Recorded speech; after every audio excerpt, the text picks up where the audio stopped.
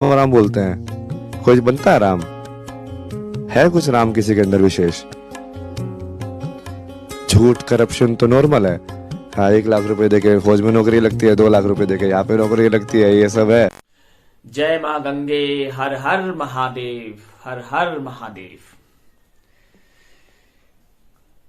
सज्जनों, संत आईआईटीएन अभय सिंह जी रोज एक नया वक्तव्य देते हैं, रोज एक नई बात बताते हैं, और हमारा प्रयास है कि हम उनके द्वारा शॉर्ट में कही हुई बात को वेद में परिवर्तित करते हुए, वेद की बातों से उनका मेल करते हुए दर्शकों तक पहुंचाएं। क्योंकि वेद से जब कोई बात समानता रखती है तो फिर वह अखंडित है, उसको खंडित नहीं किया जा सकता। क्योंकि वेद के वाक्य फाइनल थॉट्स हैं इस यूनिवर्स के। एक बार वेद ने जो वाक्य कहा, फिर उसका खंडन करना असंभव है। तो बाबा अभयानंद जी, जिन्हें हम प्यार से आईआईटीएन बाबा कहते हैं, कहा कि राम राम सब कोई कहें, लेकिन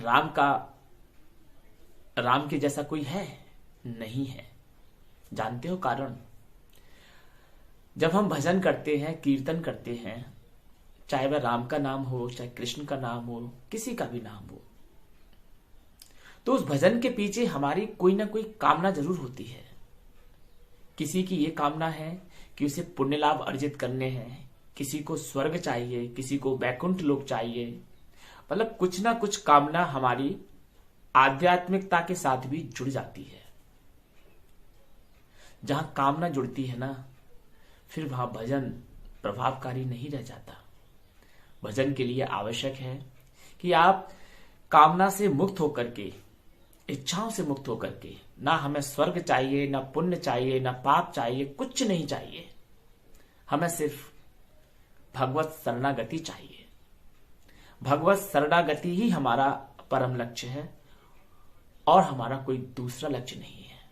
न पुण्यम, न पापम, न सौख्यम, न दुख्यम, न मंत्रो, न तीर्थो, न वेदा, न यज्ञ, कुछ नहीं। एकमात्र भगवत शरणागति, भगवान की निश्चल भक्ति, भगवान का प्रेम।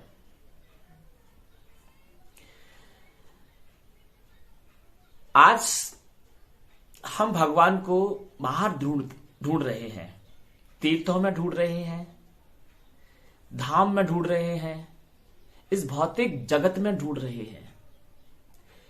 जिसे हम बाहर ढूंढ रहे हैं वह तो हमारे अंतः हृदय में विराजमान है। आज मैं आपको यही बताने वाला हूं कि प्रभु हमारे अंतः हृदय में कैसे विराजमान है। वेद में एक उपनिषद है, तेतरीय उपनिषद। तेतरीय उपनिषद की ब्रह्मानंद वल्ली का 6वां अनुवाक बहुत महत्वपूर्ण है, जो हमें भगवान की नजदीकता का अनुभव कराता है कि भगवान हमारे कितने नजदीक हैं। इस अनुवाक में 4 आपको श्लोक मिलेंगे देखने को। यहां पर सबसे जो पहला श्लोक है,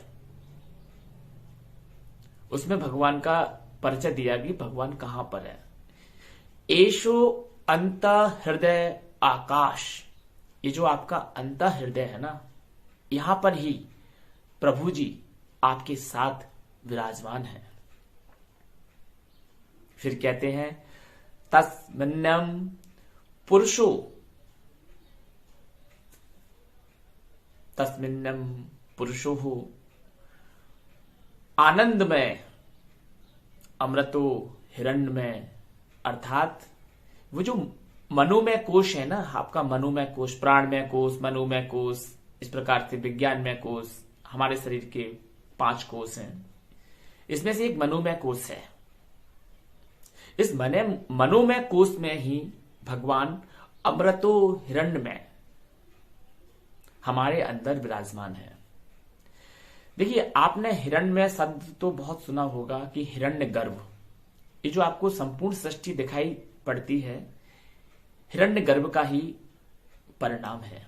सृष्टि के बीज हिरण्यगर्भ में निहित रहते हैं अदृश्य रूप से, अव्यक्त रूप से।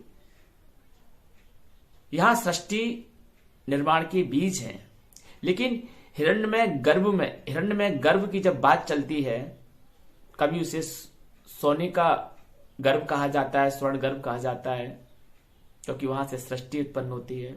लेकिन इस मंत्र में 6वें अनुवाक में अमृतो हिरण्यमय की बात आई है। यहां पर विशेषण लगा दिया है अमृतो।